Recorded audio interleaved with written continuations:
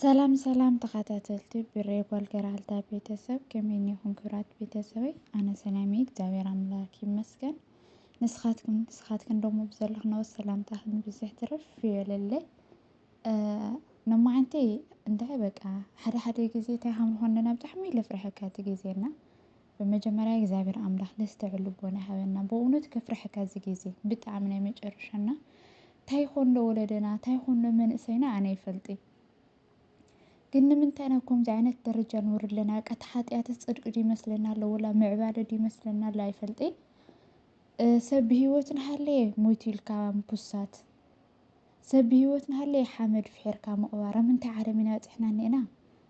ኣነ ብሓቂ የፍርሐኒ ኣሎ ብጣዕሚ እቲ ጊዜና እግዚአብሔር ለስተዕሉ ቦና ይሃበና ኣቱም ከምኡ ትገብሩ ኣሕዋትና ክንዲ ምንታይ ዝኣክል ሕሊናኹም ምስ ዝፈቐደልኩም እዩ ሰብ ብሂወት ንሃለየስ ሞይቱ ኢልኩም ክትፑስቱ ትمالي اللي لحفتنا هم تبصي تانيرا بورت مالي تمالي دي مثلنا أنا كحزيرة إيه وما زي أران بحق بونت نستعلو بونا هاننا تنم حيش نأتنكم منهم يخوني مالت بيتا سوتري أمام حق من نجارن دنقص أمبي سخن بوست للولكمون أي موتاي نجزاهير نعدمه نتعينا يجورلك ندك نواي معاري جنت هاي اللي جورا سوي حما أفايدة تفدي لهم بالوقت من إسحاونا دق وصي وجزء لي أتيو لساعات إحنا سي توم نموتنا لو وحيدهم ناديهم كوينهم با مالت بهيوتنا هاللي سوي لقات لنا توم برقفنا لو نقول هز أنا تحوات ناس وحيدهم ناديهم كوينهم ولا تاينا نخوننا مستعد لبونا هاولنا بونت بتحمين يمج الرشا جزء إحنا كيف الرح بقى مدهني علم بمحروتي تأمتنا أنا نولي ولا وأفتخم زيوتو على حواتنا استأي سرح دخم سئنكم بسرنو علىهم كأيت فرحي دخم إيش بيت سوتو بسيط خرق وخلوس كندم انتي لأكل يدون جزء حسوا وما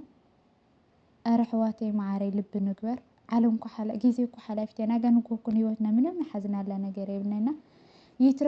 يترفدو سب بهيوتنا هاللي مويتي الكاكتو بسوتوسي زبرانكات لبهالس نو على أنفوت يسحتوا له ما عرفت الشيء سرحت إنكم سرحوا جن زبرانك لو علىس أنفوت تسحتوا لهم بقى عندهم تحل أكل شكانة يو تايخون لنا يلو مولدنا أنا بتحمل الكرمن له سرح دخم إنكم كرات حواتي وقلت من أسيكوهم وتأتاتكوهم لمن تايقال إلي تقوموا جيزهم أقولاتهم كنكم متجرادة بقول مستوعب لبونا هذنا أوداتهم كلهم من أساس وزد الرجال زين من تعيل ود الله كالي خمسة رحين خلي يترف دس بهيوتنا هاللي مبسات يلو له زبرانك لو على بعد ما يقول إحنا رينا حاولنا تاجيرهم أنا بقولت أبيوت يملك مش دينجز أي فلتي هذا حلفس بك فاشن دي مسيلنا ولا معبالة دي مسيلنا أي فلت إسبيوتنا هاللي مويتنا الكامبوسات استهيجورناي እግዚአብሔር አምላክ ይመስገን እንኳ ሕናትና ህይወት ሰብ ይሰውለ መሆነት ናይ በሐቅ የተመስገን መድኃኒ ዓለም እንኳ እንትፋስና እንኳ ህይወትናስ ኣብ ኢድ ሰብ ተመርኮሰለ መሆነና በዛኻትኩም አትምኩም እትገብሩ ለለኹም ኣሕዋተይ ይቅር ይበለልኩም ናይ ምፍላጥኩም ድኹም ታይ ሞ ናይ ምፍላጥ ክበሃል ይክእል እዩ ማለት ክፍኣት እሺ ሰብ ክፉእ ይበሃል ሞስካ ሁሉ ዝለ ኣክል ክፍኣት ታይ ከዓውሰልኩም ታይ ከገብረልኩም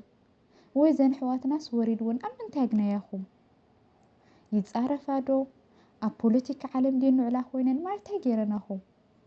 الساتن كومن ميخونين ننجر أي كجورلن إنكو عناتن هيوتناتن تفاسس أبيتناتكم حلاف نفليم هوناتن بي جن بيت سكرو خلو هندم تهم دنجز عن حزير أهو بقى تلعي لي لنقص مسنجر إتي ولا خو في يوتيوب إتي ولا خص عبي بوسيتات تاريخيا ما أجيب تحب دنجيزة እና ክብራት ይሕዋተይ በዛኻትኩም ናይ መጨረሻ ጊዜና በጽሕና ይመስለንና በዛኻትኩም ልብ ንግበር በእውነት ከፍርሐካ በቃ ክንኣት ክንወፅእ ኣውነ ሰማያት ንድገም ኣሕዋተይ ማዕረይ ንምንታይና ንጽድቅ ላይ ንቃለስ ወላሺ ጽድቂ ኃጢአት ሓደ የሆነ እንዲሁ ክንገብሮ ደይንኽእል ግን ካልእ ተሪፉና ፍርሃት እግዚአብሔር ያለና ኣሕዋተይ ማዕረይ ንሳ ነብስና ንኽጥዕመና نسبينا ليه هونس نوحنا نزا نفسنا نخطعمنا فراتي እግዚአብሔር يهلوننا بجزاختكم ومالت ادعي ولا شح سرح سأنا سوز درجة زي كتورد دس كندمتاي لأكل حلناهم مصرف أقدركم أنا يفلتنا الجباري لي جباري بك أنا بتعمي فرحنا لو تيجي زي حواتي معري በቃ ምሸት ውፅእ ኢሉ ሓደ ሓውካ መንእሰይስ ልገዝኡ ለይምለሰሉ ሰዓት ኢና በፂሕና ብዙሕ ሰዓት ብላሓለፍዎ ኣንጎሎ ካብ እንስሳ ዝኸብረሉ ሰዓት ኢና በፂሕና ብላሓለፍዎ ኣንጎሎ መንእሰይ ገዝኡ መምለሲ ልሰኣነሉ ሰዓትስ እዚ ከይኣኽለናስ ኣንሕና ደ ንምንታይና ኣይፈልጢ ሶሻል ሚድያ እኮ ኣሕዋተይ ማዕረ በቃ ብእውነት ሎምስ ፍቅዕ ኢሉና ዋላ ሶሻል ሚድያ ንፅቡቅ እንደንጥቀመሉ እንድሕር ንፅቡቅ ተጠቂምናሉ እኮ ብዙሕ ነገር ፅቡቅ እዩ እኒአዎ ንምንታይ ኢና ንሕማቕ ነገር ዝጥቀመሉ ሓቂ ምንጋር ኩሉ ሕብረተሰብ እዞም ከምኡ ዝገብርሉ ብቻ ይኾነ እኮ ኣብዚ ሕዚ ሰዓት ከምኡ ወዲኦም ወላ ልርኢ ልከታተሉ ሰብ ከምኡ ዓይነት ስለዝፈቱ ይመስለኒ ቪው ክርአየሎም እዮም ንሳቶም ድቡእ ገይሮም ተራሲኖም እኒአው ኣሕዋተይ ማዕረ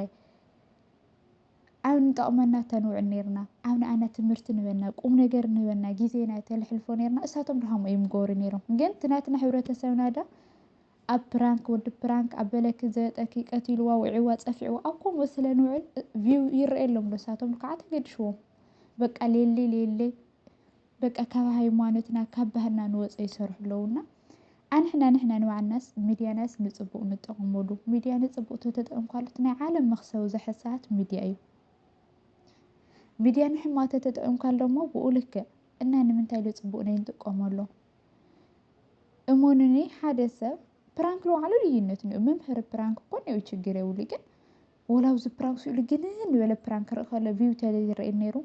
ስቕተን ነርና ኣይምሰርሐን ነይሩ ቡና ግን እሱ እኮ ሕዚ ንዕኦ ንሕና ኢና ነብሎ ኣለና ኢለ ኢና ኣምን ኣነ ብእውነት እዞም ፕራንካት በቃ የለ መስመሩ ዝሓለፈ ፕራንካት ንሰርሑ ለለዉ ኣሕዋትና ንባዕሎም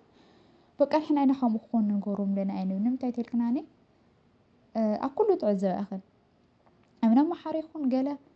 ፕራንክ ሰሪሖም ብዓለም ናተዋእሱ ካልእ ሰበይቲ ተቐይሮም ብዛዕላ ተሰረስ ክስካ 300 400 500 ቪው ይረአየሎም ዓለም ምንታይ ገዚኣ ትኸድላ ዓለም ጣዕሚ ዝገርመንና እሳቶም ደኦም በቃ ታይገድሽዎም ሰብ ደይርአየና ኣሎ ይፎቱ እዩ ማለት ኢሎም ከይሓሰቡ